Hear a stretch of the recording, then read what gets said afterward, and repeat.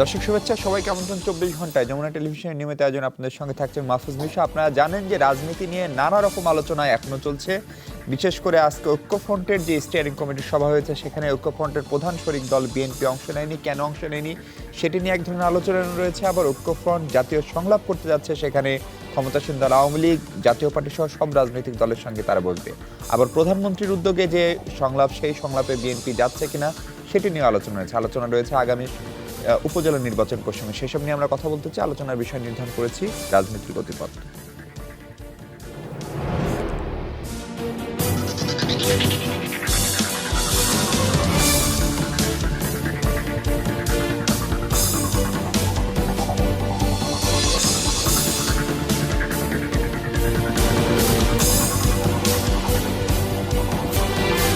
দর্শক, এই বিষয়ে আলোচনার জন্য আমাদের সঙ্গে স্টুডিওতে আছেন তিনজন অতিথি। আছেন বাংলাদেশ যুব মহিলা লীগের সাধারণ সম্পাদক অধ্যাপক অপু উকিল, আমাদের সঙ্গে আছেন বিএনপির প্রশিক্ষণ বিষয়ক সম্পাদক সাবেক ছাত্রনেতা জনাব এবিএম মোশাররফ হোসেন, এবং আছেন সাংবাদিক নেতা এবং বিএফইউজের মহাসচিব জনাব শাবান মাহমুদ। আমাদের সঙ্গে রাজশাহী থেকে যুক্ত হচ্ছেন Rajshahi institute of business administration IB এর শিক্ষক অধ্যাপক ডক্টর হাসনাত আলী। আপনাদের চারজনকে স্বাগত আজকের 24 ঘন্টায়। আলোচনা শুরু করতে চাই উপকূল আপনাকে দিয়ে। আপনি নিশ্চয়ই শুনেছেন যে বিএনপির পক্ষ থেকে বলা হয়েছে যে এই সরকারের অধীনে আর কোনো নির্বাচনে তারা যাবেন না, অর্থাৎ বিশেষ করে সামনে উপজেলা নির্বাচন রয়েছে, স্থানীয় সরকার আরও কিছু নির্বাচন সামনে আসবে, এবং এখন পর্যন্ত তাদের যারা সংসদ সদস্য নির্বাচিত হয়েছেন, সংখ্যায় যদিও সেটি কম, তারা শপথও নেননি। ফলে সেই জায়গাটায় কি একটা রাজনৈতিক যে আস্থার পরিবেশটি তৈরি হয়েছিল 30শে ডিসেম্বর নির্বাচনের আগে প্রধানমন্ত্রীর সংলাপের পর, সেই জায়গাটাকে আবার আমরা কন্ট্রোল জেড মানে যে জায়গায় ছিলাম সেখানে চলে যাচ্ছি কিনা? না, এটা তো বিএনপির তাদের দলীয় একটি বিষয়, তারা শপথ নেবে কিনা, তারা কি করবে এটি। তবে এটি করবার ক্ষেত্রে তাদের অনেক কারণও রয়েছে। বিএনপির মহাসচিব মির্জা ফখরুল ইসলাম, উনি যেদিন ইলেকশন হলো সেদিন সকালবেলা গিয়ে ভোট কেন্দ্রে গিয়ে সব জাতির উদ্দেশ্যে বলেছেন যে ভোট সুষ্ঠু হয়েছে, আমি ভোট দিচ্ছি, এবং উনি কিন্তু নির্বাচনে জয়ী হয়েছেন। ওনার ব্যাপারে তো কোনো কোশ্চেন নাই। আচ্ছা, এখন জয়ী হবার পরে ডক্টর কামাল হোসেন তিনি কিন্তু বিবিসির সাক্ষাৎকারে বলেছেন, মিটিং করে সিদ্ধান্ত নিয়ে, যে ওনারা শপথ নিতে যাবেন সবাই, সিদ্ধান্ত হয়েছে। তারপরে এই 24 ঘন্টা না পেরোতেই আবার মির্জা ফখরুল সহ তারা উল্টে গিয়ে বললেন যে না, তারা শপথ নেবেন না। জনগণের বুঝতে বাকি থাকে না যে তারা কে কোন ডিসিশন নিল, সেটা তাদের কোনো কিছুই তারা মানে করতে পারছে না। কারণ লন্ডন থেকে তারেক রহমান যখন তাদেরকে প্রেশার ক্রিয়েট করে, সব কিছু উল্টে পাল্টে যায়। দেখবেন সংলাপের কথা বললো ডক্টর কামাল হোসেন, মাননীয় প্রধানমন্ত্রীর কাছে তারা সংলাপ প্রত্যাশা করলো। আমাদের মাননীয় মন্ত্রী, দলের জেনারেল সেক্রেটারি কাদের ভাই হরতালে তাদেরকে সাড়া দিয়ে বললেন হ্যাঁ সংলাপ হবে। এই কথা শুনে আবার লন্ডন থেকে ওই মির্জা ফখরুলের উপরে প্রেশার আসলো। মির্জা ফখরুল সাহেব আবল তাবল কি সমস্ত কথা বললেন, সংলাপ করবেন না, এই করতে হবে, সেই করতে হবে। অর্থাৎ একজন মহাসচিব, তিনি এই 10 বছরে আন্দোলন সংগ্রাম কোনো কিছু তো করতেই পারেন নাই। লন্ডন থেকে তারেক রহমানের ধমক খাচ্ছেন, তার অনেক সময় হয়তো আন্ডারগ্রাউন্ডে তার বিরুদ্ধচারণ করেন, আবার তারেক রহমানও তাকে পছন্দ করেন না। একটি দল, যেই দলের মূল দুজন নেতা, একজন হচ্ছে কারাগারে দণ্ডিত, আরেকজন লন্ডনে আছেন, আর মির্জা ফখরুল সাহেব এখানে বসে এই ডক্টর কামাল হোসেনদেরকে নিয়ে তার মন মতো করে কী সব করছে। এই দলটি নির্বাচনে যে কাজগুলো করেছে, বিশেষ করে জামাতকে এমন একটি সময় যখন ডিজিটাল বাংলাদেশ, যুদ্ধাপরাধীদের বিচার হয়েছে, জামাত নিষিদ্ধ করবার দাবিতে বাংলাদেশের প্রত্যেকটি জনগণ আর জাগ্রত, সেই মুহূর্তে আবার এই নির্বাচনে এই জামাতের প্রার্থীদেরকে ধানের শীষ প্রতীক দিয়ে এই দলটি যা করেছে, এরপরে এই দলটি কি করলো, পার্লামেন্টে আসলো কি আসলো না, এইগুলো নিয়ে জনগণের কোনো এই ব্যাপারে সে নাই। আর আমাদের দল আওয়ামী লীগ, আমরা মনে করি যে এই সংসদে আমাদের বিরোধী দল আছে, অন্যান্য দল আছে। গত নির্বাচনে যারা যে পরিমাণ ভোট পড়েছে, তার চেয়ে এই নির্বাচনে আমি মনে করি, যেমন 2001-এ যে নির্বাচনটি হয়েছিল সরকারের অধীনে। তত্ত্বাবধায়ক সরকারকে বিএনপি কুক্ষিগত করে যে নির্বাচনটি করেছিল, সেই নির্বাচনে যে পরিমাণ সহিংসতা হয়েছে, যে পরিমাণ হানাহানি হয়েছে, তার আমি মনে করি যে ওই নির্বাচনের তুলনায় এই নির্বাচনে তার সিকি ভাগও হয়নি। জি। এমন একটি নির্বাচন হয়েছে এবং এই নির্বাচনটি নিয়ে পৃথিবীর বিভিন্ন রাষ্ট্র কিংবা রাষ্ট্রপ্রধান কেউই কোনো প্রশ্ন তোলেননি, কিংবা নির্বাচনের বিষয়ে তারা তো কোনো প্রশ্ন তোলেনি, বরং তারা সকলেই বলেছেন যে নির্বাচনের পরিবেশ ঠিক ছিল, নির্বাচন ঠিক হয়েছে, অংশগ্রহণমূলক হয়েছে এবং মাননীয় প্রধানমন্ত্রীকে ধন্যবাদ জানিয়েছেন, সরকারকে আগামী দিনে সহযোগিতা করবার জন্য প্রত্যাশা ব্যক্ত করেছেন। তো কাজেই এই আপনি যেটি বললেন যে তারা কি করলো না করলো এটি এখন ভাবছেন। মোশাররফ ভাই, আপনার কাছে একদম সরাসরি প্রশ্ন, ধরেন উপ উকিলের বক্তব্য তো আপনি নিশ্চয়ই শুনেছেন, তার পাশাপাশি এক ধরনের গুজব গুঞ্জন রয়েছে। বিএনপির স্থায়ী কমিটির বৈঠকে স্থায়ী কমিটির দুজন সদস্য তারা প্রশ্ন তুলেছেন যে ঐক্যফ্রন্ট বা ডক্টর কামালদের নেতৃত্ব মানা, সেই জায়গাটাই ভুল বা আত্মসমালোচনার একটা জায়গা তৈরি হয়েছে, ফলে ঐক্যফ্রন্ট ভেঙে যাচ্ছে অথবা সরকারের পক্ষ থেকে ঐক্যফ্রন্ট ভেঙে ফেলার একটা চক্রান্ত হচ্ছে, এরকম আলোচনা বিএনপির অভ্যন্তরে শোনা যায়। আসলে হচ্ছেটা কি? ধন্যবাদ আপনাকে, ধন্যবাদ যমুনা টিভির দর্শক শ্রোতা এবং আমার দুই সহ আলোচক। আসলে অপু উকিল তো তার দলের প্রতিনিধিত্ব করে, দলের পক্ষে কথা বলবে, কিন্তু আজকে এই একাদশ সংসদ জাতীয় নির্বাচনটা হয়েছে, এখানে আপনি লক্ষ্য করলে আপনি দেখতে পারবেন যে এখানে বেশ কয়েকটি পক্ষ রয়েছে। একটা হলো রাজনৈতিক দল, একটা নির্বাচন কমিশন, আর একটা হলো জনগণ। এই তিনটের সমন্বয়ে একটি নির্বাচন হওয়ার কথা ছিল, কিন্তু আমরা দেখেছি জনগণের জায়গায় আছে, নির্বাচন কমিশন আর সরকার একাকার হয়ে গেছে। কে সরকার আর কে নির্বাচন কমিশন, এই পার্থক্য বুঝতে আমাদের খুব কষ্ট হচ্ছে। কারণ আপনি দেখবেন নির্বাচনের সময় এটা যে যারা ইলেকশন করেছে সেই প্রার্থীদেরকে সুরক্ষা দেওয়ার দায়িত্ব কিন্তু নির্বাচন কমিশনের। এবং আমরা জানি যে নির্বাচনকালীন সময় যখন তফসিল ঘোষণা করা হয়েছে তখন একটা নির্বাচনকালীন সরকারের যাত্রা শুরু হয়েছে। কিন্তু এবারই আমরা প্রথম দেখলাম যে নির্বাচনকালীন সরকারের কোনো গন্ধ আমরা কিন্তু খুঁজে পাই নাই, বরং আমরা দেখেছি যে সরকার যা বলে নির্বাচন কমিশন তার সাথে সুর মিলিয়ে সেটাকে বাস্তবায়ন করেন। আমি যে কথাটি বলেছি যে একটা সুরক্ষা দেওয়ার কথা আমরা বলেছিলাম, আপনি দেখবেন যে 22 জন প্রার্থীকে রক্তাক্ত করা হয়েছে। ব্যারিস্টার মওদুদ আহমেদ, গয়েশ্বরচন্দ্র রায়, ব্যারিস্টার মাহউদ্দিন খোকন, জলালউদ্দিন ফারুক, মেজর আক্তার, এমনকি অনেক নারীদেরকেও পর্যন্ত আঘাত করা হয়েছে। কিন্তু নির্বাচন কমিশন নির্বাক, তারা যেন বোবা, কথা বলতে পারে না। তো এমনি একটি জায়গায় যে নির্বাচনটা হয়েছে সেই নির্বাচন নিয়ে তো একটি প্রশ্নবোধক চিহ্ন থাকতেই পারে। কারণ আপনি দেখেছেন যে আপনাদের মিডিয়ার মাধ্যমে আমরা দেখেছি, যেমন আমরা নির্বাচনকালীন সময় আমি নিজে প্রার্থী ছিলাম, আমি ওই সময় তো ঢাকায় ছিলাম না, আমি দেখেছি যেমন আপনাদের যমুনা টেলিভিশনের সাংবাদিকরা এই ঢাকা 2 আসনে সংবাদ কাভার করার জন্য গিয়েছিলেন, হোটেলে ঢুকে তাদেরকে ভেঙে গাড়ি চুরমার করে দেওয়া হয়েছিল। আমরা একটা সময় শুনেছিলাম যে এক সাংবাদিক নিখোঁজ, তাকেও পাওয়া যাচ্ছে না। কিন্তু আপনি লক্ষ্য করেন সেই নিউজটা কয়টা মিডিয়ায় প্রচার করার মতো সাহস দেখিয়েছে, কারণ সেইটাও সম্ভব না। কারণ এই সরকার একটি সাজানো নির্বাচনের ব্যবস্থা করেছে, তার আগে একটি ডিজিটাল নিরাপত্তা আইন তৈরি করেছে, যার জন্য আপনি যদি এই সরকারের বিরুদ্ধে কোনো কথা বলেন তাইলে ওই ডিজিটাল নিরাপত্তা আইনে আপনার গলায় রশি ঝুলানো আছে, আপনি যে কোনো সময় ফাঁসিতে আপনি পড়বেন। তো সুতরাং এমনি একটি পরিস্থিতিতে আমরা নির্বাচনে অংশগ্রহণ করেছি। আর সেই নির্বাচনে যে আপনি আজকে বাংলাদেশে একটি কথা উঠেছে, নির্বাচনের তারিখ তো ছিল 30শে ডিসেম্বর, কিন্তু 29 তারিখ রাতে কেন বাংলাদেশে ভোট হয়েছে?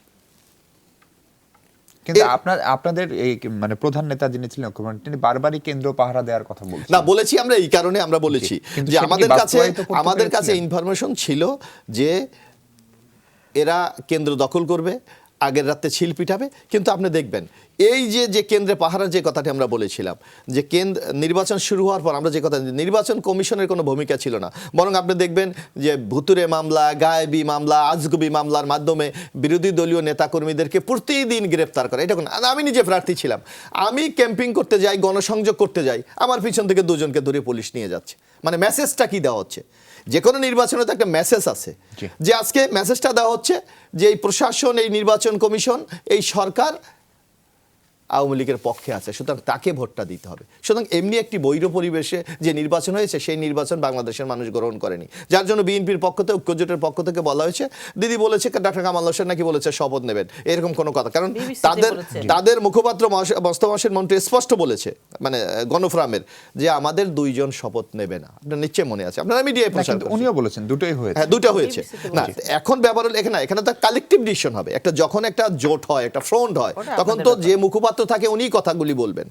বিকারে এখন কি মনে হচ্ছে ঐক্যফ্রন্টের ভিতরে কোনো না, ঐক্যবন্ধের ভিতরে কোনো আজকের বৈঠকে তাহলে না, BNP কেন গেল? আজকে বৈঠকে আপনি দেখেছেন, আমি অনলাইনে যেটা দেখে আসলাম, আমি যদিও খোঁজ নিতে পারি নাই, আমি লিখেছি যে মির্জা ফখরুল ইসলাম আলমগীর অসুস্থ থাকার কারণে মিটিং হলো। তো একটা লোক অসুস্থ হতেই কিন্তু পারে। তার বিপরীতে ডক্টর মঈন খান এবং না, সেটা কি বাবু কারণে হয়েছে এটা গয়েশ্বরচন্দ্র জানি না, রায়কে তবে আমি পাঠানোর কথা। এই জিনিসটা আমি স্পষ্টভাবে আপনাকে বলতে চাই যে জাতীয় ঐক্যফ্রন্টের যে শক্তি সেটা অটুট আছে।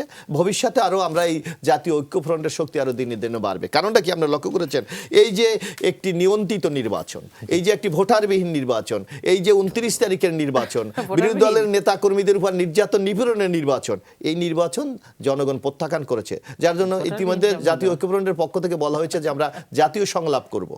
সেই সংলাপ শুরু হবে এর মধ্যে, 6 ডিসেম্বর শুরু হবে। তো সুতরাং আমরা 6 মনে করি ফেব্রুয়ারি।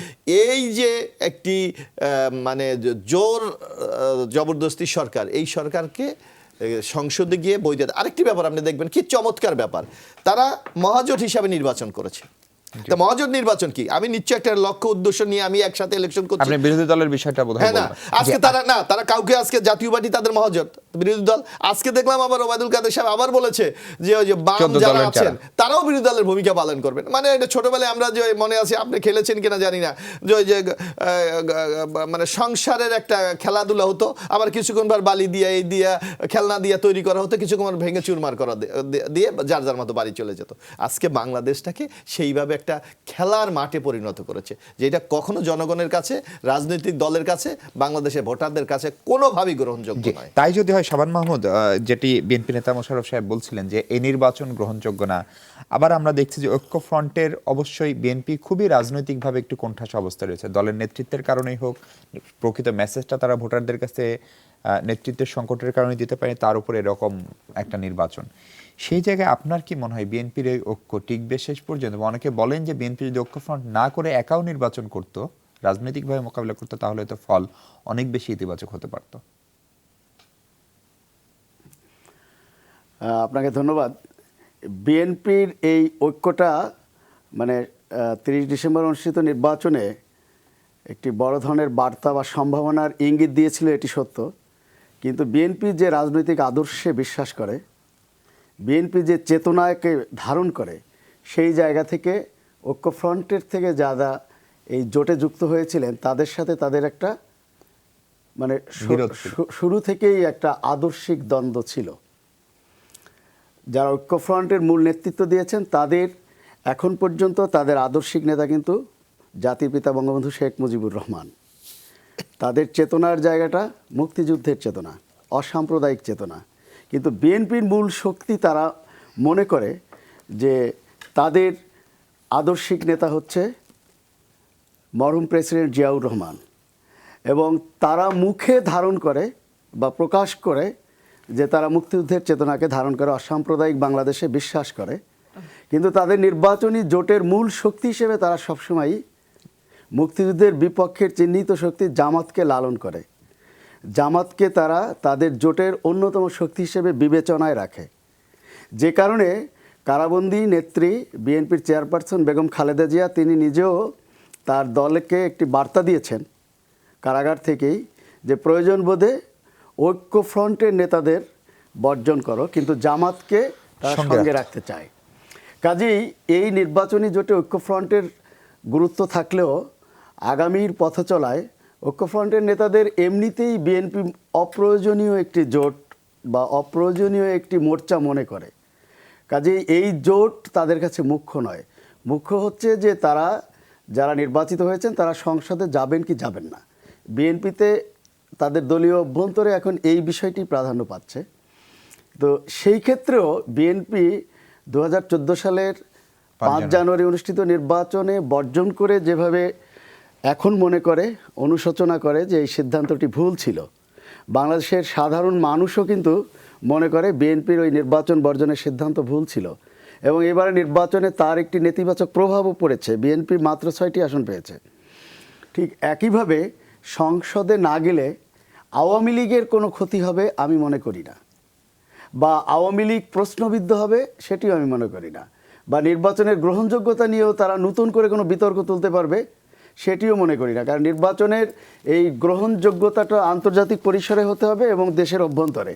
তা আন্তর্জাতিক পরিমণ্ডল থেকে তো এই নির্বাচনকে সুষ্ঠু অবাধ নির্বাচন মনে করে বর্তমান নবনির্বাচিত সরকারকে বিশ্ব নেতারা অভিনন্দন জানাচ্ছেন ধারাবাহিকভাবে, এখনও সেই অভিনন্দন বার্তা চলছে।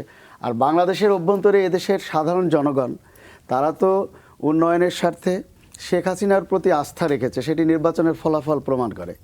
কাজেই আমি মনে করি যে বিএনপির সঙ্গে যে ঐক্য জোট আছে, ঐক্য ফ্রন্টের, এটি ভাঙনের দিকে যেতে পারে। আর যদি বিএনপি জাতীয় সংসদে না যায়, শপথ গ্রহণ না করে, তাহলে বিএনপি 2014 সালের 5 জানুয়ারির পরে যে ভুল, আরেকটি ভুল, ক্রমাগত ভুলের জায়গায় তারা যাবে। এই ভুলটি অন্ততপক্ষে বিএনপির মতো একটি রাজনৈতিক দল তারা কখনো গ্রহণ করবে বলে, বা এই সিদ্ধান্তটি নিয়ে কর্মীদের একেবারে অনিশ্চিত গন্তব্যের দিকে ঠেলে দেবে, এটি আমার মনে হয় না। জি, আমরা একটু প্রফেসর হাসনাত আলী আপনার কাছে যেতে চাই। রাজশাহী বিশ্ববিদ্যালয়ের শিক্ষক, আপনি নিশ্চয়ই শুনছিলেন আমাদের আলোচনা। আপনার কাছে কি মনে হয় যে বিএনপি এখন সবকিছু মিলিয়ে রাজনৈতিকভাবে যে পরিস্থিতিতে রয়েছে, সেখান থেকে বিএনপি একদিকে ঐক্যফ্রন্ট মানে ডক্টর কামাল, কাদের সিদ্দিকী, মাহমুদুর রহমান মান্না, সুলতান মনসুর, যারা সবাই একসময় আওয়ামী লীগের রাজনীতির সঙ্গে জড়িত ছিলেন, যেটি শাবান মাহমুদ বললেন খুব স্পষ্ট করে যে তারা আদর্শিকভাবে তারা বঙ্গবন্ধুর সেই ধারার মানুষ, অসাম্প্রদায়িক ধারার মানুষ। আবার একদিকে একেবারেই বিপরীতমুখী জামাত ইসলাম, যারা গেল নির্বাচনে 21-22টি আসন যাদের জন্য ছাড়তে হয়েছিল। ফলে বিএনপি এই দ্বান্দ্বিক অবস্থা থেকে কিভাবে উত্তরণ করতে পারে এবং সেই জন্য বিএনপির কি করা উচিত? ধন্যবাদ। যমুনা টেলিভিশনের সকল দর্শককে আমার শুভেচ্ছা জানাচ্ছি। আর কি দেখেন, বিএনপি কি করবে বা বিএনপি কি করা উচিত, এটি মূলত বিএনপির যারা নীতি নির্ধারণী পর্যায়ে আছে ওনারাই ভালো সিদ্ধান্ত নিতে পারবেন। তবে আমি একজন রাজনৈতিক সচেতন মানুষ হিসাবে, একজন শিক্ষক হিসাবে যে বিষয়গুলা সাদা চোখে দেখতে চাই, মোটা দাগে যদি আমি তা যদি বলি, সেটি দেখেন, আজকে স্বাধীনতার অনেকগুলো বছর আমরা পার করেছি। আমরা সামনে স্বাধীনতার 50 বছর উদযাপন করতে যাচ্ছি। কিন্তু আজকে এখনো যে স্বাধীনতার মূল চেতনাই ছিল গণতন্ত্র, সেই গণতন্ত্রের জন্য আমাদেরকে ভিন্ন মতাদর্শ বা আদর্শিক শক্তিগুলোকে সেই গণতান্ত্রিক চেতনা প্রতিষ্ঠিত করার জন্য ঐক্যবদ্ধ হতে হচ্ছে বা ঐক্যবদ্ধ হতে হয়। আজকেও যে কথাগুলো শাবান মাহমুদ বলছিলেন যে জাতির জনক বঙ্গবন্ধু শেখ মুজিবুর রহমানের ভাবাদর্শে বিশ্বাসী মানুষগুলো বিএনপির সাথে ঐক্যবদ্ধ হওয়া, দেখেন সেটা তো ঠিকই আছে। বঙ্গবন্ধু শেখ মুজিবুর রহমানের অবদান, শহীদ রাষ্ট্রপতি জিয়াউর রহমানের অবদান, মৌলানা ভাসানীর অবদান, এই সমস্ত জাতীয় বীরদের অবদানকে অস্বীকার করে বা খাটো করে বাংলাদেশে গণতান্ত্রিক চর্চা করাটা কোনোভাবেই সুখকর কিছু ফল বয়ে আসবে না। আর একটা জিনিস দেখেন, দীর্ঘদিন হলে একটা জিনিস দেখছি আমরা, যে আমরা অতীত চর্চাটা আমরা বেশি করছি। এই অতীত চর্চাটা বেশি করার কারণে আগামীর যে বাংলাদেশ গণতান্ত্রিক বাংলাদেশ হবে, যে বাংলাদেশের গণতান্ত্রিক প্রতিষ্ঠানগুলো, এই নির্বাচন কমিশন আজকে স্বাধীন কি পরাধীন, আজকে নির্বাচন কমিশন সক্ষম কি অসক্ষম, নির্বাচন কমিশন একটি সুষ্ঠু নির্বাচন করতে পারে কি পারে না, এই যে বিষয়টা নিয়ে জাতি আজকে দ্বিধাবিভক্ত। আজকে স্বাধীনতার 48 বছর পরেও আমাদের দেশের নির্বাচনগুলো কোন সরকারের আন্ডারে হবে, কিভাবে হবে, কেমন করে হবে, এই যে নির্বাচন কমিশনের উপরে বিশ্বাসযোগ্যতা অবিশ্বাসযোগ্যতার একটি যে বড় জায়গা, আজকে প্রশাসন, আইন শৃঙ্খলা বাহিনীর প্রতি আস্থা অনাস্থা, আজকে স্বাধীনভাবে কাজ করা না করা, বিচারালয়ের প্রতি মানুষের যে আস্থা অনাস্থার যে জায়গাগুলো তৈরি হয়েছে, এগুলো কিন্তু আগামীর বাংলাদেশের জন্য কোনোভাবেই সুখকর নয়। আজকে মুক্তিযুদ্ধের চেতনার কথা বলছি, আজকে দেশের অধিকাংশ মানুষ কিন্তু মুক্তিযুদ্ধের চেতনার পক্ষে। গুটি কয়েক স্বাধীনতা বিরোধী চক্র তারা স্বাধীনতার বিপক্ষে ছিল, আমরা ঘৃণা করি, আমরা নিন্দা জানাই। কিন্তু আজকে গণতন্ত্রের প্রতিষ্ঠানগুলোকে ধ্বংস করে, গণতান্ত্রিক নর্মসগুলোকে ধ্বংস করে, আজকে বিভিন্নভাবে যে আমরা রাজনৈতিক অবস্থাগুলোকে কলুষিত করছি, সেটি জাতি প্রত্যাশা করে না। এবং আগামী দিনের তরুণ প্রজন্ম একটি গণতান্ত্রিক বাংলাদেশ দেখতে চায়। চাই। স্বাধীনতার মূল মন্ত্র কিন্তু ছিল শুধুমাত্র শোষণ, পাকিস্তানের শোষণ, পাকিস্তানের শোষণ থেকে, বঞ্চনা থেকে জাতি মুক্ত হতে চেয়েছিল বঙ্গবন্ধু শেখ মুজিবুর রহমানের সেই আন্দোলনের মধ্য দিয়ে। কিন্তু এটিই তো ঠিক যে আজকে সেই আন্দোলনের একটি অন্যতম চেতনা ছিল গণতন্ত্র।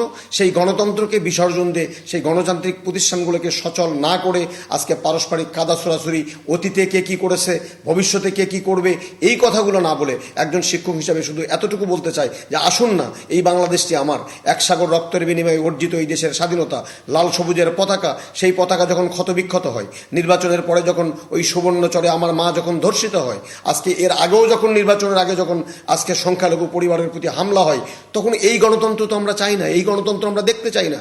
আর গণতন্ত্র মানে শুধু নির্বাচন নয়, একটি মানুষের সুষ্ঠু মত প্রকাশ করার স্বাধীনতা, নির্ভয়ে সেই স্বাধীনতা থাকা দরকার। সেই বিষয়গুলো কিন্তু আজকে প্রশ্নবিদ্ধ হয়ে গেছে।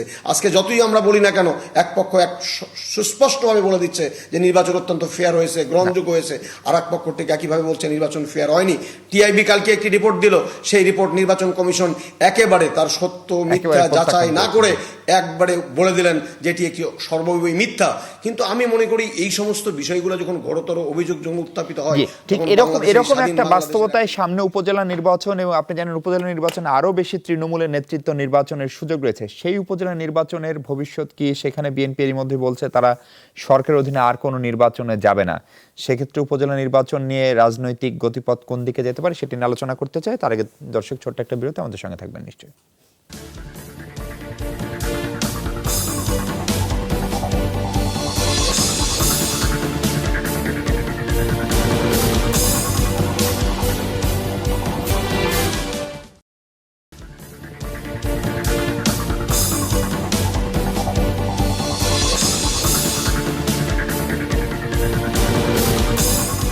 দর্শক স্বাগত আরেকবার 24 ঘন্টা। আমরা রাজনীতির গতিপথ প্রসঙ্গে কথা বলছি।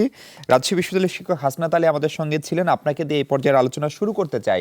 আপনি যে জায়গায় রাজনৈতিক সংকটের কথা বলছিলেন, সেখানে আরেকটি বড় নির্বাচন, উপজেলা নির্বাচন, যেখান থেকে ধরেন এমপি তো হয় আমাদের 300 জন, 2 উপজেলা থেকে বেশিরভাগ ক্ষেত্রে একজন, কিন্তু তৃণমূলের নেতৃত্ব এবং বিএনপি বা আওয়ামী লীগ যাদেরই বলি নেতা তৈরির কারখানা হচ্ছে উপজেলা বা ইউনিয়ন পরিষদ নির্বাচন। সে জায়গায় বিএনপি এরই মধ্যে ঘোষণা দিয়েছে তারা এই সরকার অধীনে আর কোনো নির্বাচনে যাবে না। ফলে সেই নির্বাচনটি একপাক্ষিক হয়ে গেলে সেটি কি কৌশলগতভাবে বিএনপির জন্য খুব ইতিবাচক সিদ্ধান্ত হবে, কিংবা সেটা আওয়ামী লীগের জন্য কি আরেকটি বড় সুযোগ তৈরি করছে কিনা? ধন্যবাদ। দেখেন, নির্বাচন তো আসলে নির্বাচনী যে যারা স্টেক হোল্ডার, এখানে মূলত কয়েকটি পক্ষ নির্বাচনকে একটি সুন্দর এবং ইফেক্টিভ এবং গ্রহণযোগ্য এবং উৎসবমুখর পরিবেশে নির্বাচন হওয়ার জন্য সহযোগিতা করে। সেক্ষেত্রে যেহেতু একটি দলীয় সরকার রাষ্ট্রীয় ক্ষমতায় থাকবে, অতএব তাদের ভূমিকা কিন্তু একটি গুরুত্বপূর্ণ নিরপেক্ষ ভূমিকা। পাশাপাশি যে সরকারের অধীনে যে আইনশৃঙ্খলা বাহিনী যারা সার্বিক নিরাপত্তার দায়িত্বে থাকবে, সেই বাহিনীর মধ্যে ভালো লোকের অভাব এটা কিন্তু আমি কখনো মনে করি না। অত্যন্ত চৌকস লোক এবং বুদ্ধিদীপ্ত লোক কিন্তু সেখানে আছে, কিন্তু তাদেরকে স্বাধীনভাবে কতটুকু কাজ করতে দেওয়া হচ্ছে তার উপরে কিন্তু নির্বাচনটা অনেকাংশ নির্ভর করবে।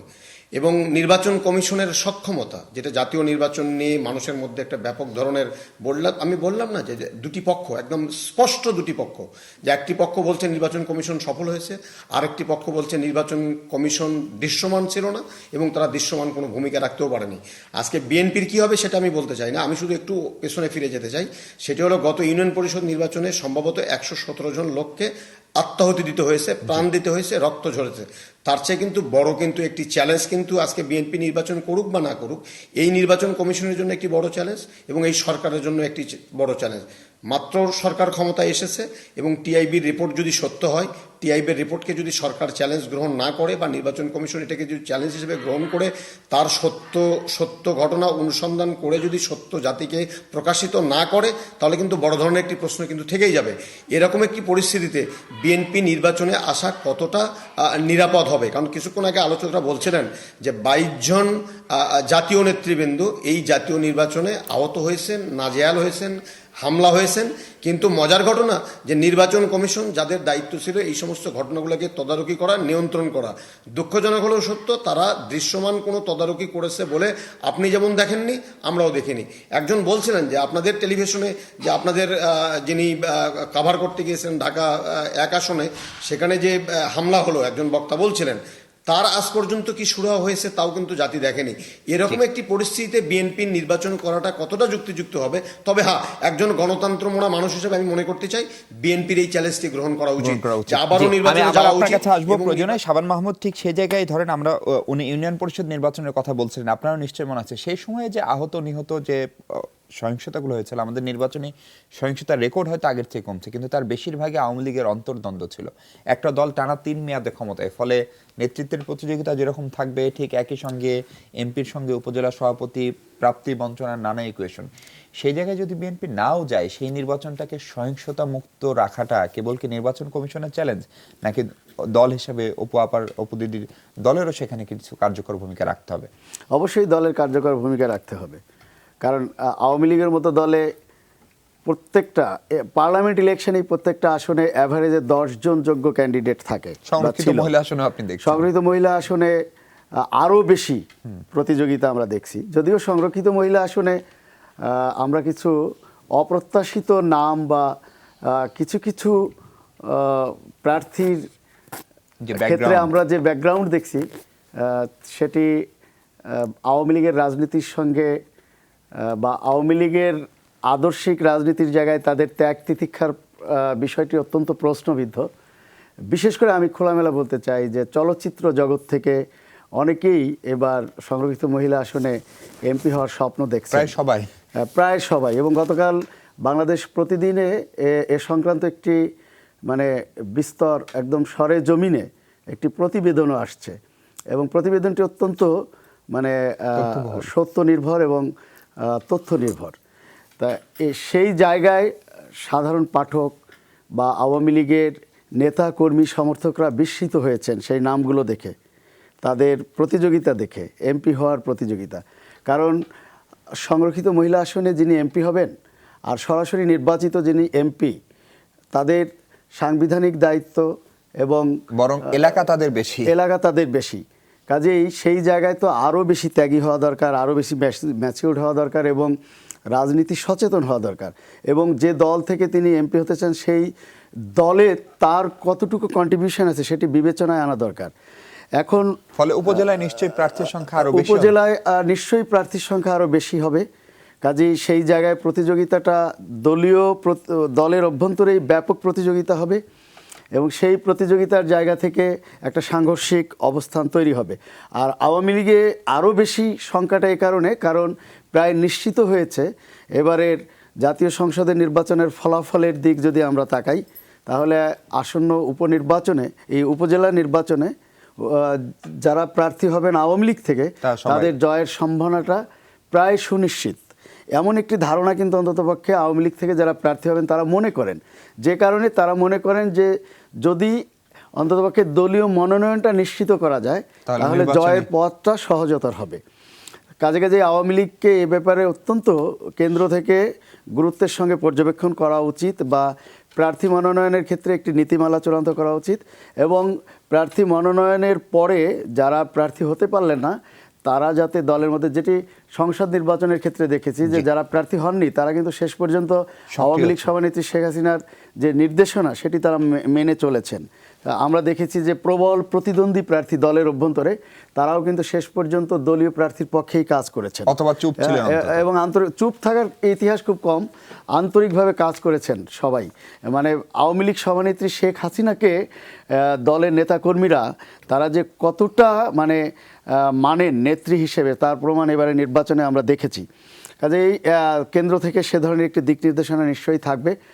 আর আমি মনে করি যে নির্বাচন কমিশন জাতীয় সংসদ নির্বাচনে সত্যিকার অর্থেই প্রশ্নবিদ্ধ হয়েছেন। যদি বলি যে না তারা বিতর্কের ঊর্ধ্বে আছেন, প্রশ্নবিদ্ধ হননি, তাহলে গণমাধ্যম কর্মী হিসেবে আমার মনে হয় একটি সত্যকে আড়াল করা হবে। কি কারণে তারা প্রশ্নবিদ্ধ হলেন? এত সুন্দর একটি নির্বাচন উপহার দেওয়া সত্ত্বেও, এত শান্তিপূর্ণ পরিবেশে একটি নির্বাচন দেওয়া সত্ত্বেও কি কারণে তারা প্রশ্নবিদ্ধ হলেন? বিএনপির যেসব শীর্ষ নেতারা, মির্জা ফখরুল ইসলাম সহ, ব্যারিস্টার মওদুদ সহ, যাদের উপরে নির্বাচনকালীন সময়ে হামলা হয়েছিল, তারা হতে পারে দুর্বৃত্ত, কিন্তু সেই দুর্বৃত্তদের বিরুদ্ধে কেন তাৎক্ষণিক প্রশাসনিক ব্যবস্থা নেওয়া হলো না? নির্বাচন কমিশনের দুর্বলতা কোথায় ছিল? অথবা নির্বাচন কমিশন কোন অদৃশ্য কারণে নীরব বা নিশ্চুপ থাকতে বাধ্য হয়েছিল? যদি থাকে তাহলে সেই কারণগুলো বিশ্লেষণ করে আগামী আসন্ন উপজেলা নির্বাচনে তাদের একটি মানে সবার কাছে গ্রহণযোগ্য এবং সবার কাছে প্রত্যাশিত কাঙ্ক্ষিত একটি রোল আগামী নির্বাচনে নিতে হবে। যদি তারা নিতে পারেন তাহলে এই জাতীয় নির্বাচনে কম বেশি যতটুকু বিতর্কিত হয়েছে সেই বিতর্কের অনেকটা অবসান হবে এবং এই নির্বাচন কমিশনের প্রতি জনগণের আস্থা ফিরে আসবে। মোশাররফ ভাই, ঠিক সেই জায়গায় ধরেন বিএনপির এখন যে অবস্থা, একদিকে নেতৃত্বের সংকট, একদিকে আইন শৃঙ্খলা বাহিনী, মামলা, নানা ধরনের চাপ, সেখান থেকে ধরেন বিএনপি নেতারাও একটা দল দীর্ঘদিন ক্ষমতার বাইরে, তারাও তো নেতৃত্ব বিকাশ করতে চায়। ফলে তৃণমূলে আপনি যদি এই উপজেলা নির্বাচন না করেন, বিএনপি যদি না যাওয়ার সিদ্ধান্ত নেয়, সেক্ষেত্রে আপনারা কি করবেন? খালেদা জিয়ার মুক্তি আন্দোলন নাকি আরেকটা নির্বাচনের জন্য অপেক্ষা নাকি আন্দোলন? না, আসলে আপনি একটা লক্ষ্য করবেন যে আমাদের দলের পক্ষ থেকে কিন্তু স্পষ্ট ভাষায় বলা হয়েছে যে আমরা একটা আন্দোলনের মধ্যে আছি। আমরা গত নির্বাচনের এই একাদশ সংসদ নির্বাচনের পূর্ব আমরা বলেছিলাম আন্দোলনের অংশ হিসেবে আমরা এই নির্বাচনে অংশগ্রহণ করছি, কিন্তু আমাদের সেখানে কিছু সীমাবদ্ধতার কথা আমরা বলেছিলাম যে এই সরকার আসলে একটি অবাধ সুষ্ঠু নির্বাচন করবে না, এটা কিন্তু আমরা আগেই বলেছিলাম। কিন্তু আমরা সরকারকে একটা সুযোগ দিতে চেয়েছিলাম, কারণ আওয়ামী লীগের ইতিহাস বলে আওয়ামী লীগ তার রাজনৈতিক জীবনে কখনো অবাধ সুষ্ঠু নিরপেক্ষ নির্বাচন করেনি। কারণ আপনাকে যদি আমি দুই একটি উদাহরণ দিই, ৭৩-এ যে স্বাধীন বাংলাদেশে প্রথম যে নির্বাচনটি হয়েছিল, তখন কিন্তু আওয়ামী লীগের বাংলাদেশে একক আধিপত্য একটি রাজনৈতিক সংগঠন ছিলেন, ভীষণ জনপ্রিয় স্বাধীনতার পর স্বাধীনতার নেতৃত্বদানকারী দল জাসদ কিন্তু তারুণ্য নির্ভর একটি রাজনৈতিক সংগঠন ছিল। সেই জনভিত্তি তাদের ছিল, হয়তো তরুণদের মধ্যে একটি উৎসাহ উদ্দীপনা সৃষ্টি করতে পেরেছিল। সেই নির্বাচন আমরা দেখেছি আওয়ামী লীগ কিন্তু কাঠ চুরি করে জয়যুক্ত হতে হয়েছে, কারণ সেই আজকে যে প্রশ্নবোধক চিহ্ন সেই দিনও কিন্তু এই তকমাটা তাদের গায়ে লেগেছিল। কারণ আমি যদি একটা উদাহরণ দিই, আপনি সাতকানিয়া চট্টগ্রাম, সেখানে তখন ন্যাব মোজাফফর ছিলেন মোটামুটি রাজনৈতিক দলের মধ্যে, মোজাফফরের ক্যান্ডিডেট মোস্তাক আহমেদ, আর আওয়ামী লীগের প্রার্থী ছিলেন বিএ সিদ্দিকী। স্থানীয়ভাবে মোস্তাক আহমেদ জয়যুক্ত হয়েছে, রিটার্নিং অফিসার ডিক্লেয়ার দিয়ে দিয়েছে, তারা আনন্দ ফুর্তি করছে, চিটাগাং আপনি জানেন মেজবান হচ্ছে। কিন্তু আমরা রেডিওতে দেখলাম যে তাকে বাদ দিয়ে সিদ্দিকী সাহেবকে বিজয়ী ঘোষণা করা হয়েছে। আমরা দেখেছি যে কুমিল্লাতে স্থানীয়ভাবে একজন জয়যুক্ত হয়েছে, সে কুমিল্লা থেকে হেলিকপ্টারে ব্যালট বাক্স ঢাকায় এনে খন্দকার মোস্তাক, যিনি শেখ মুজিবের হত্যাকাণ্ডের সাথে জড়িত, তাকে বিজয়ী ঘোষণা করা হয়েছিল। কিন্তু আবার এই আওয়ামী লীগের সময় তো কুমিল্লায় আপনাদের প্রার্থী রংপুরে তারাও নির্বাচিত। এই যে একটি রাজনৈতিক এখানে একটি কৌশল তারা প্রয়োগ করে, আপনি লক্ষ্য করবেন যে জাতীয় নির্বাচনে কিন্তু গভর্নমেন্ট চেঞ্জ হচ্ছে, আর লোকাল গভর্নমেন্টে যদি আগামী উপজেলা নির্বাচনে যদি 491টি উপজেলা যদি সবই যদি বিএনপি যায়, তাহলে কিন্তু গভর্নমেন্ট চেঞ্জ হচ্ছে না। এটা কিন্তু একটা রাজনৈতিক একটা চাল তারা সবসময় বলছে যে কুমিল্লা জিতছে, ওই সিলেটে জিতেছে, কিন্তু তাতে কি সরকার পরিবর্তন হয়েছে? অথবা কুমিল্লা জিতেছে বলে কি ওখানে বিএনপির এমপি ক্যান্ডিডেট জয়যুক্ত হয়েছে বা সিলেটে এমপি ক্যান্ডিডেট জয়যুক্ত হয়েছে? বরং এটি একটি রাজনৈতিক কৌশল তারা প্রয়োগ করে। একই কথা যদি এখন অপুদি বলে যে ধরেন সরকার চেঞ্জ না হওয়া পর্যন্ত, মানে আওয়ামী লীগ পরাজিত না হওয়া পর্যন্ত, এইটা তো আপনার এই যে সবসময় আজ এরশাদের মতো একজন স্বৈরাচার 9 বছর বাংলাদেশে টিকে ছিল না, আইয়ুব খানের মতো লোক 56 থেকে 70 পর্যন্ত পাকিস্তান শাসন করেছে না, আজকে কি আছে? কিন্তু তাদের বিরুদ্ধে গণপ্রতিরোধ তো গড়ে উঠে। হ্যাঁ, হবে। আপনি তো সময় এখন একটা দল যদি ফেসিস্ট হয়ে যায়, একটা দল যদি স্বৈরাচার হয়ে যায়, একটা দল যদি এক দলীয় শাসন দিকে চালাতে চায়, তার একটা এফেক্ট তো বাই প্রোডাক্ট তো আছে, যার প্রভাবটা আমাদের উপর আজকে হয়তো পড়ছে।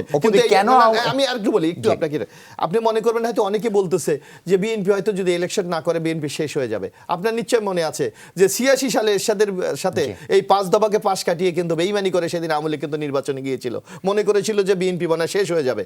কিন্তু যদি অবাধ সুস্থ এবং অংশগ্রহণমূলক নির্বাচন যখন 91 সালে হয়েছে, বিএনপি কিন্তু সেদিন ক্ষমতায় গিয়েছিল। সুতরাং উদাহরণ তো বাংলাদেশে আছে। দিদি, কেন আওয়ামী লীগের অধীনে কখনোই নির্বাচন সুষ্ঠু হয় না? আপনার সহকর্মী মোশাররফ হোসেন মাত্র অভিযোগ করলেন। এই প্রশ্ন সহ আরো কয়েকটি পয়েন্ট আছে, আমাকে একটু বলতে দিবেন। বাংলাদেশে ভোট চুরি, ভোটের অধিকার চুরি, এটি তো বাংলাদেশের মানুষ জেনেছে সামরিক সরকার স্বৈরশাসকের কাছ থেকে। হানা ভোটের মধ্য দিয়ে ব্যালট বাক্স কিভাবে ছিনতাই করা হয়, কিভাবে মিডিয়া কু করে ভোটকে 97% ভোট পাওয়া হয়, এগুলো তো জিয়াউর রহমান শিখিয়েছে, এরশাদ সাহেব শিখিয়েছে, তাই না? কাজেই মোশাররফ ভাই এখন কোন পয়েন্টে কি কথা বললো সেটা নিয়ে আমার বিষয় না। ভোট এবং ভাতের অধিকার প্রতিষ্ঠাই হচ্ছে মাননীয় প্রধানমন্ত্রী জননেত্রী শেখ হাসিনার উদ্দেশ্য, এবং সেই উদ্দেশ্যকে সামনে নিয়েই কিন্তু তিনি একাশি সালে বাংলাদেশে এসে সমগ্র বাংলাদেশে লড়াই করেছেন এই সামরিক শাসনের বিরুদ্ধে, স্বৈরশাসকের বিরুদ্ধে, গণতন্ত্র প্রতিষ্ঠা করবার জন্য। আচ্ছা, একটি প্রশ্ন এসছে যে টিআইবির বিষয়টি। টিআইবির বিষয়টি আমি বলতে চাই যে টিআইবি যে একটি রিপোর্ট দাঁড় করালো, তারা বলেছেন যে দৈব চয়নের ভিত্তিতে আমরা এই রিপোর্টটি দিয়েছি 50টি, এবং সেখানে কি বলেছে 82% জাল ভোট হয়েছে। জাল ভোট কাকে বলে, টিআইবির সেই ব্যাখ্যাটা দেওয়া উচিত ছিল, কারণ বাংলাদেশের এখন ভোটের রাজনীতিতে জাল ভোট বলে কোনো শব্দ নাই। এটি ছিল জিয়াউর রহমানের সময়, এরশাদ সাহেবের সময়, এই আওয়ামী লীগের সময় এই টার্মটি এখন আর এই ডিজিটাল বাংলাদেশে অকার্যকর। আর 82% জাল ভোট পড়েছে। টোটাল ভোটের পার্সেন্টেজ হচ্ছে 80%। ওনারা কীভাবে 82% বললো? আর দৈব চয়ন করে 10 জনের মধ্যে দৈব চয়ন করে ওনারা একটা রিপোর্ট দিল। তো ওনাদের রিপোর্টে টিআইবি এই কথাগুলো আসে নাই কেন, যে তারেক রহমানের যে মনোনয়ন বাণিজ্য করে ছিনতাইকারী, গুন্ডা, সন্ত্রাসী, তারপর দুর্নীতিবাজ, এদেরকে বিভিন্ন জায়গায় মনোনয়ন দিয়েছে। একটি ভোট সেন্টারে, ভোট কেন্দ্রে তারা কেন 3 জন করে ভোট প্রার্থী দিয়েছে? কেন 300 আসনে তারা 800 প্রার্থী দিয়েছে মনোনয়ন বাণিজ্য করবার জন্য? টিআইবি রিপোর্টে এই বিষয়গুলো আসে নাই কেন? কেন টিআইবি রিপোর্টে এই কথাটি আসে নাই? গণতন্ত্রের কথা বলা হলো, যে টিআইবি রিপোর্ট কেন এটি বলল না যে বিএনপি তারা বলছে যে না, জামাতের সঙ্গে তারা সরাসরি নাই। ওনারা টকশোতে বসে বলে জামাতকে কেন আওয়ামী লীগ ব্যান করে না, আর কেন জামাতকে ধানের শীষ প্রতীক দেওয়া হলো? তাহলে গণতন্ত্রের কথাটি যে এখানে আসছে, গণতন্ত্র এই সন্ত্রাসের কথা বলেছে না। আমাকে একটু ক্লিয়ার করতে দেন। তার গণতন্ত্র প্রতিষ্ঠা বিএনপির কাছ থেকে হবে, সে যেই বিএনপি জামাতকে নিয়ে বাংলাদেশকে পাকিস্তানে বানাতে চায়, তাদের কাছ থেকে গণতন্ত্রের শব্দ শোনার জন্য তথাকথিত অনেকেই উদ্গ্রীব হয়ে আছেন। নির্বাচনকে নিয়ে প্রশ্নবিদ্ধ এই কথাটি বিএনপিও তো বলে নাই যে নির্বাচন, কিন্তু টিআইবি নির্বাচনকে প্রশ্নবিদ্ধ করে টিআইবির কি লাভ? ধরেন আপনারা যখন বিরোধী দলে ছিলেন, তখন টিআইবি যখন এরকম রিপোর্ট প্রকাশ করত, তখন কিন্তু সেটির বিরোধিতা আপনি করেননি। আমি আপনার ধরেন বিএনপির সময় যখন টিআইবির বিবেচনায় বাংলাদেশ পরপর 5 বার দুর্নীতিতে চ্যাম্পিয়ন হয়েছে, তখন কিন্তু সেই টিআইবির রিপোর্টের সমালোচনা আপনারা করেননি। না, টিআইবি ফলে আমি সেই প্রশ্ন নিয়ে আপনার কাছে ফিরতে চাই। তার আগে ছোট্ট একটা বিরতির পর আপনার কাছে ফিরবো। দর্শক, একটু পরে ফিরছি, আমাদের সঙ্গে থাকবেন নিশ্চয়ই।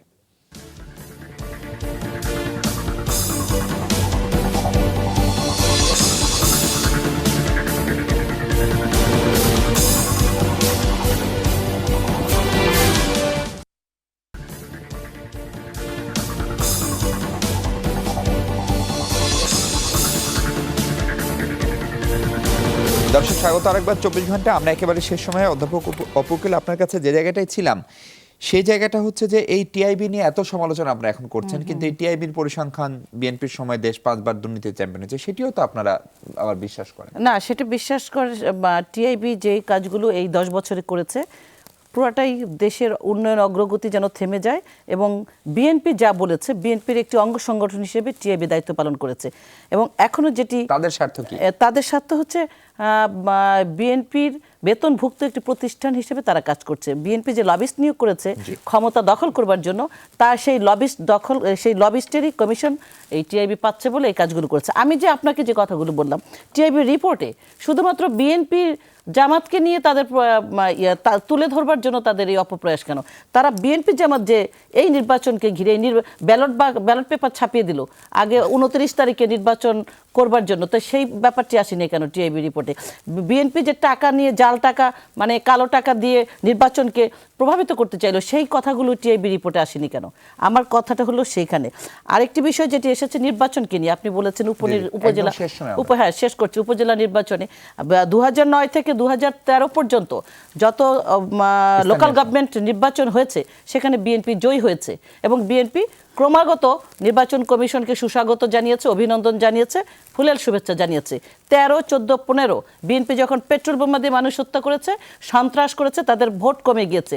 এমনকি তাদের নির্বাচিত প্রতিনিধি সিটি কর্পোরেশনের মেয়র, গাজীপুরের মেয়রকে পেট্রোল বোমা মারবার জন্য তাদের রাস্তায় দাঁড়িয়ে কাজ করবার, খুলনার মেয়র তাদেরকে এই দায়িত্ব দিয়েছে, তখন তারা মামলার আসামি হয়েছে এবং এই কারণে তাদের ভোট কমেছে।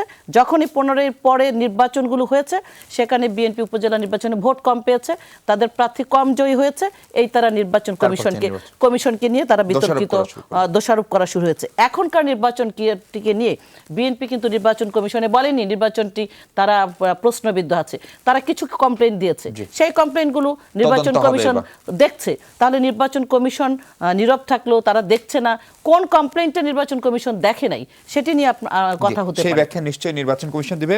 মোশাররফ ভাই, সেক্ষেত্রে এখন আগামী দিনের রাজনীতি কোন পথে আপনারা যাবেন, একদম 1 মিনিটে বলতে হবে। এখানে একটা কথা, আমি যে কথাটি আমার বক্তৃতার শুরুতে বলেছিলাম যে কে নির্বাচন কমিশনার সরকার, এইটার মধ্যে কিন্তু আমরা পার্থক্য খুঁজে পাই না। অধ্যাপক উভয়কের লাস্ট বক্তব্য আপনি তাই বুঝলাম।